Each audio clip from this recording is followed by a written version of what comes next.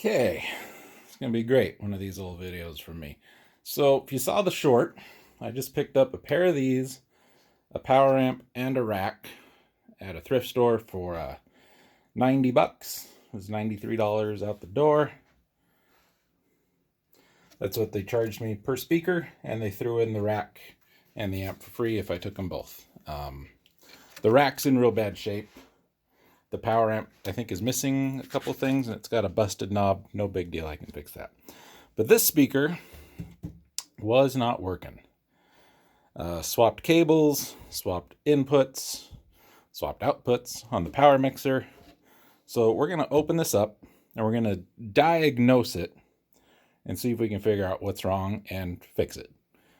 It's probably something pretty easy. There's probably either something's unplugged, one of the connectors to the basket itself, or it's burned out.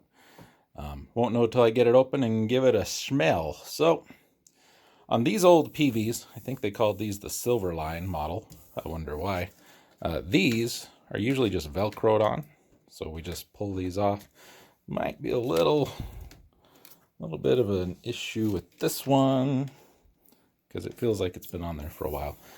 So I'm going to get some tools and start working on it. Normally, on a newer speaker, you'd go through the back, but all this has is that. So no going through the back on these.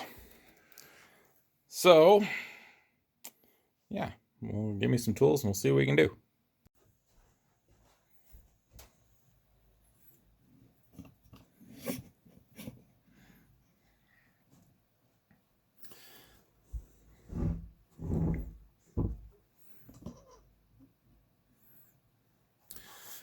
Okay, if you guys know anything about how I do these, I don't do these often because I don't really have a good,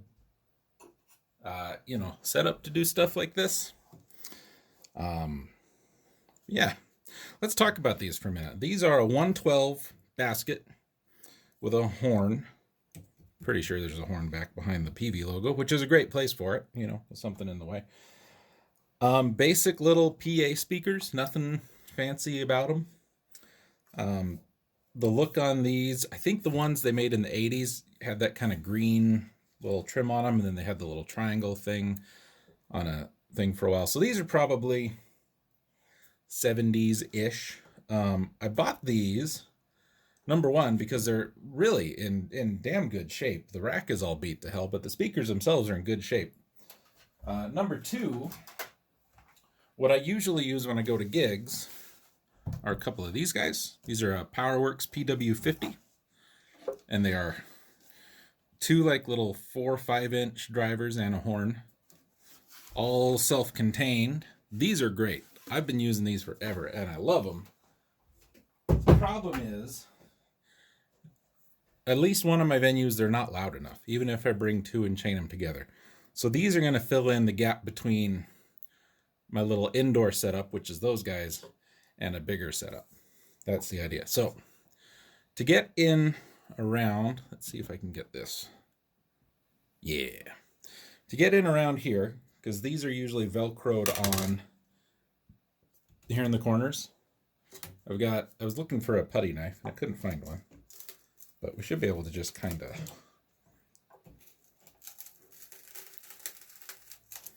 and I'm hoping I'm not pushing on that wood too much. So I'm just gonna kind of wiggle a bit. There we go. Beautiful.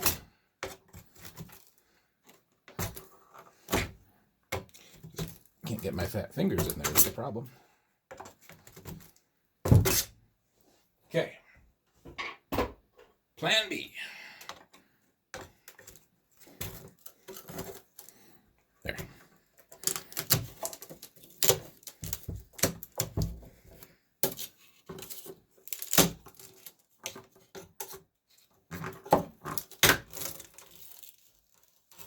There we go. Yeah, see? Velcro. What can't it do? So,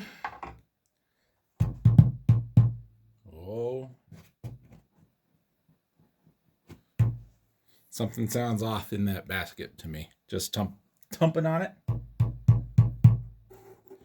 It's got this really nice big port at the bottom.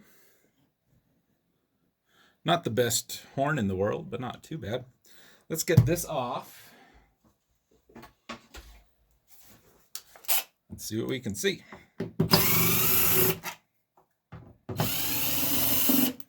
These are not very tight. These have been off before. Because this basket, I'm going to bet that's not original. Could be wrong. It's just a bet.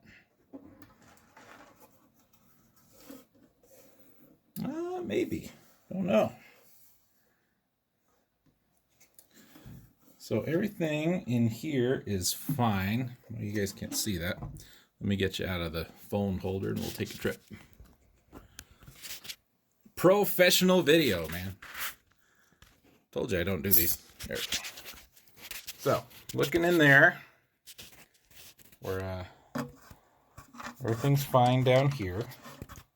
Wish I could turn the light on while I do this. But yeah, that's all fine. Nothing loose. We're fine here. Those are fine. Feeling up here on the horn. Those feel fine, but let's go ahead and take a peek anyway.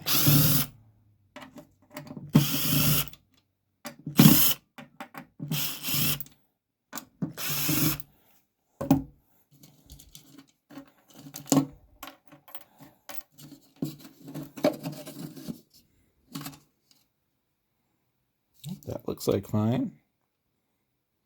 That looks like fine. Me talk pretty one day. Let's get in here because I want to smell this.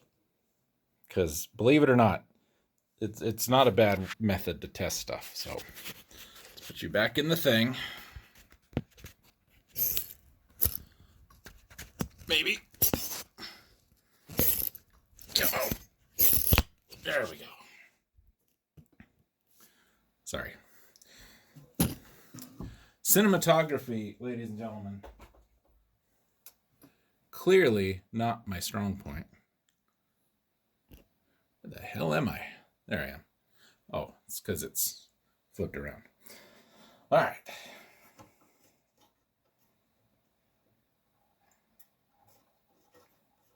That one. There we go.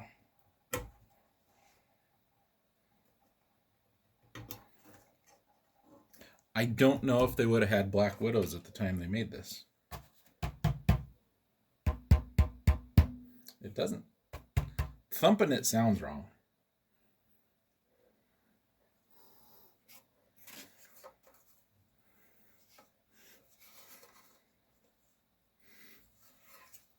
It doesn't smell burnt. When these burn, when they burn out, they smell like burnt popcorn. So let's check the horn.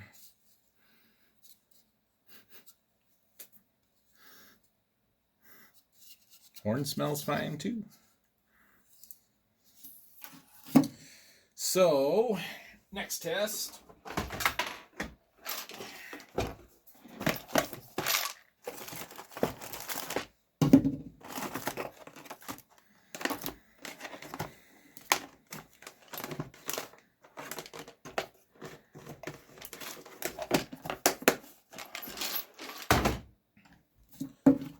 The old multimeter out, or multimeter if you want to call it that. I like multimeter, but hey, you do you, man. You do you. I wish I had a better one. This one started out great and wore out quickly. So we're just going to go...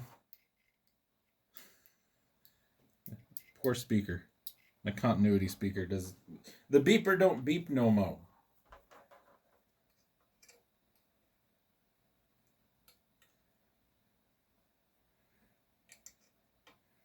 Yeah, we got nothing across there.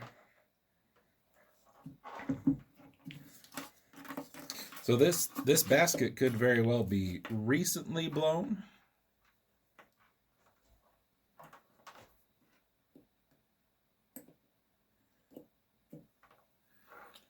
Let's see. I don't want to open the other one if I don't have to.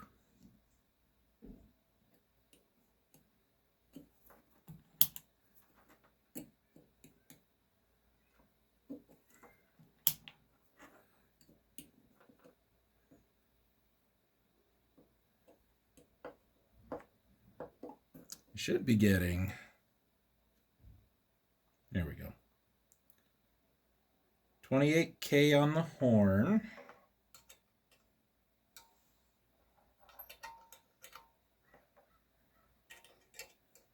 I wish those holes were just a little bit bigger.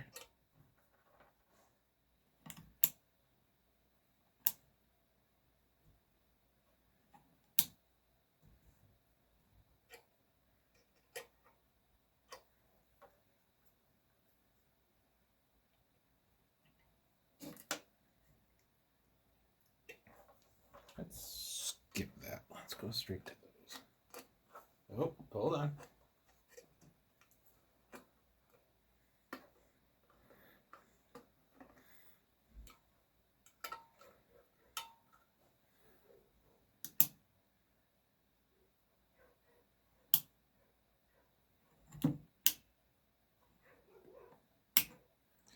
We got nothing on the basket, which tells me the basket's fried, because I should be showing some resistance on that, and I'm not.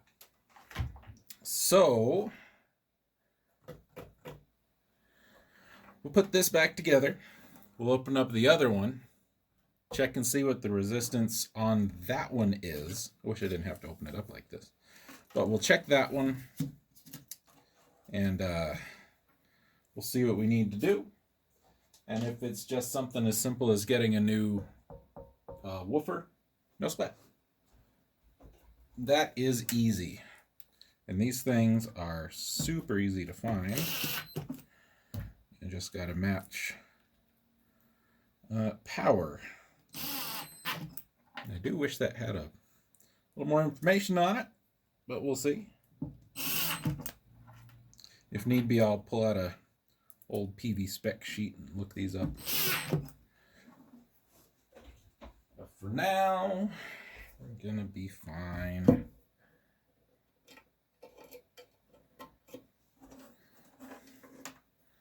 These are, I gotta say, immaculately clean. Usually when I've taken apart old speakers like this, the insides are just gross, man. They're just filled with dust and cobwebs and everything, but yeah, these have been well cared for. Makes me wonder what happened with the rack, because that rack, not well cared for. Like the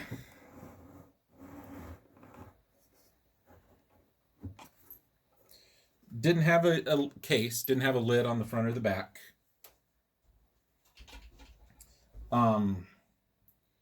Hinges busted off all four sides. Replacement hinges, like suitcase hinges, put in their place. The power amp doesn't have a top or a bottom, so it's just the front panel and the back panel, which leads me to believe that it either, I can't imagine it came like that. I've had some other Peavey gear from about this era, and it did not come like that. So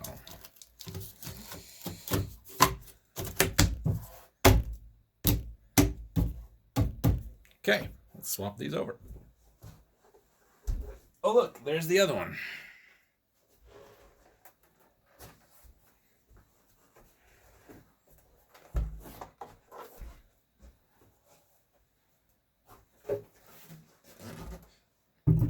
They're not terribly heavy, which I appreciate. They're probably,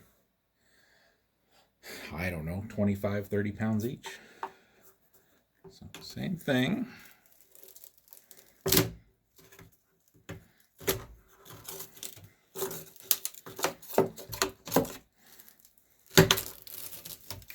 Easy enough on that one.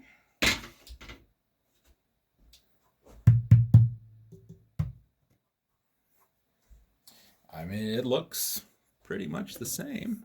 Let me get some more of that basket in the shot here. Less of my gut.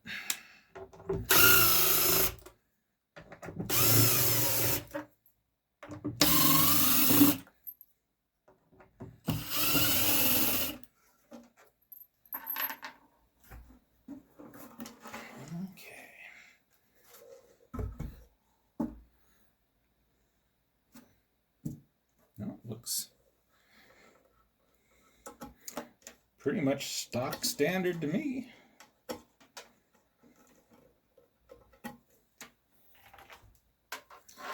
So, back to ohms. Oh, yeah.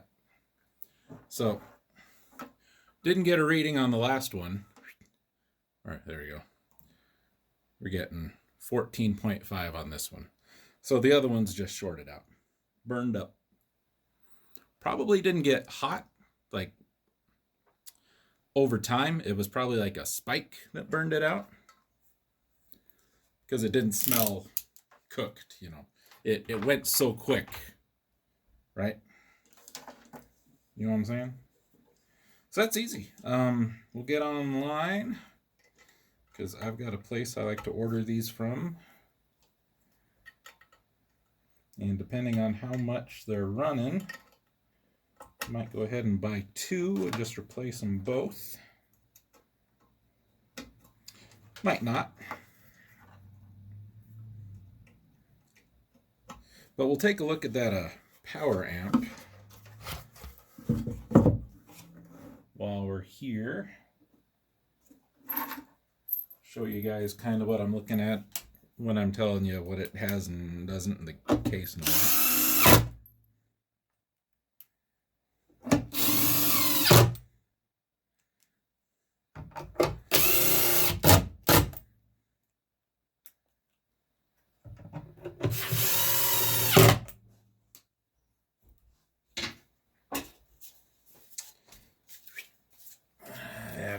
So that horn is just under the logo. So I'll give you some points back for that, Peavey. Old Hartley. Hartley Peavey still alive? I don't know. When I worked, like my first real not like family job was at a music store. And we were the Peavey dealer. And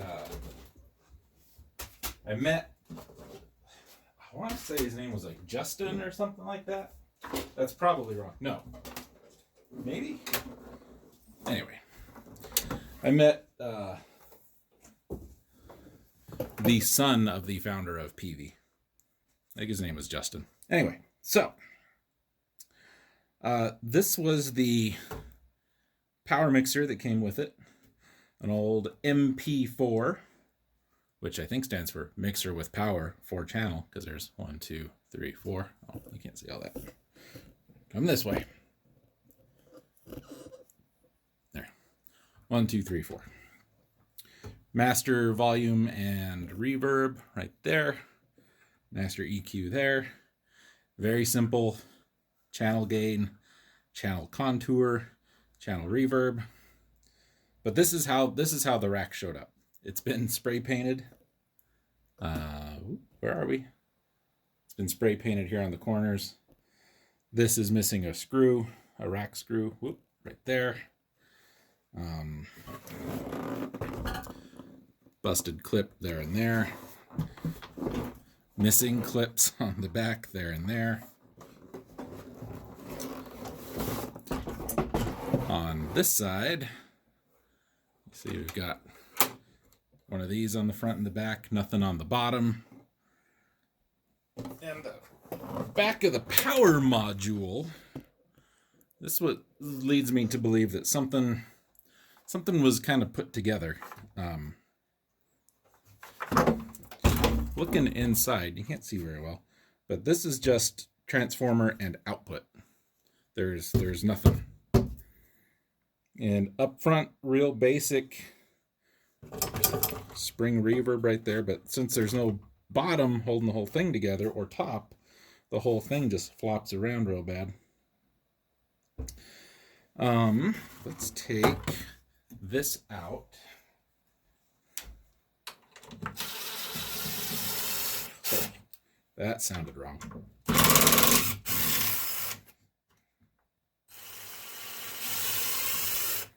So they didn't buy ears for the rack. They just put a nut on the inside. Which, you know, works until you have to take the thing out.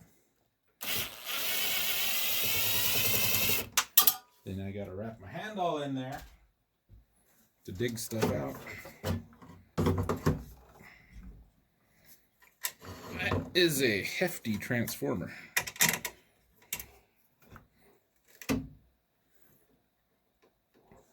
So this is interesting. I like this. Come with me.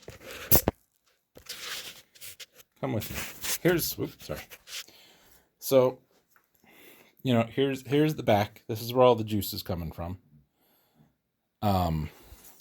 Check this out. This is hand wiring at its finest. Here's our on-off switch right there. Off, on,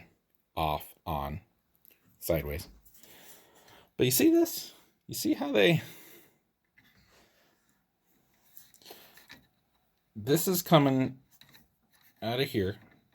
That's our ground. Is that our ground? Yeah, that's our ground. And here's, I'm trying to get in there so you guys can see. Get my fat finger in there. These are just bridged together. They got them so close that they could just run the one cable through and solder them both together. And those are old switchcrafts too. I think that's smart. When you get a chance to see like something that had some hand wiring done to it, you see stuff like that a lot, and I think that's neat. So over here, we've got a capacitor going to the on-off switch. You get something non-conductive to poke around here. So this leg, focus please. Well, it tried. There you go. This leg right here, that one, is wired up to a capacitor that's under all of this. That did get a little hot right there. Which is on this foot of the switch, which just caps over back to this one. I don't know why. They could have just bridged those. I don't know why they did it that way.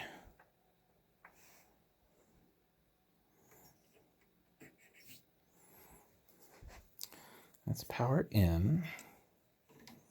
And that's back out. So the way this works, our power comes in, and then it runs out of this connector down there to the front panel, where it's got a light and it's got to supply power. This is our spring reverb. It is literally just a spring in that box, and it runs power through it and the signal. And the more power through it, the more that spring off, it's totally still. And then, I mean, you can't see it, but it vibrates when you run current through it. And the more current, the more it vibrates. And it gives you more reverb that way. So if you ever have an amp with like an old Peavey amp, like those Rages, the old Rage 158s, something that's got a spring reverb in it like that, if you turn that reverb up all the way and just bang on it, you'll hear it just go. That's what it is. It's the spring hitting that case. Anyway, that's going down into there. Down into there where it does its thing. And then power comes back out. Should be through the red and the black on that. Black's our ground. This gets there, which grounds us to that. And then that's our, which comes into there. Sorry. I can't look through the camera and do this because it's not like a 1-to-1 when I move my hand. So I'm just wondering why that one's just going straight through there. Interesting. I know this works, and I know this works because when I tested the speakers, you know, first thing you do, you test each jack on the speaker, and then you test each of these. And these both worked fine. One does look a little newer than the other, but they're both Switchcraft, and they both have the same kind of stamping around the ring here. So I'm going to say it was just whoever made the plastic that day. A little too much cornstarch. So, yeah. I will, I'm not going to use this rack because it's pretty garbage. I've got another rack I can put this in my closet. So I'm going to take this out. I'm going to take the head out. Oh, we got to look at the head too. It's got a busted knob on it. I don't want to take this out because I'll lose the nut. It's got a busted knob. Those are easy to fix. Maybe we can. So what happens is we got to pull off all the knob covers off the front. There's a nut on each one of the knobs. You pull all those off, and then it's probably screwed to the faceplate in 3 or 4 places. Take the faceplate off. We locate the busted one, you unsolder it, you pull it out, you put the new one in, you solder it back in, then do everything backwards. Not hard, just takes time. But yeah, I think for what I spent, you know, not too shabby. I gotta put a piece of tape on that one because that's the bad one. Anyway, yeah. Fun stuff with the thrift store, man.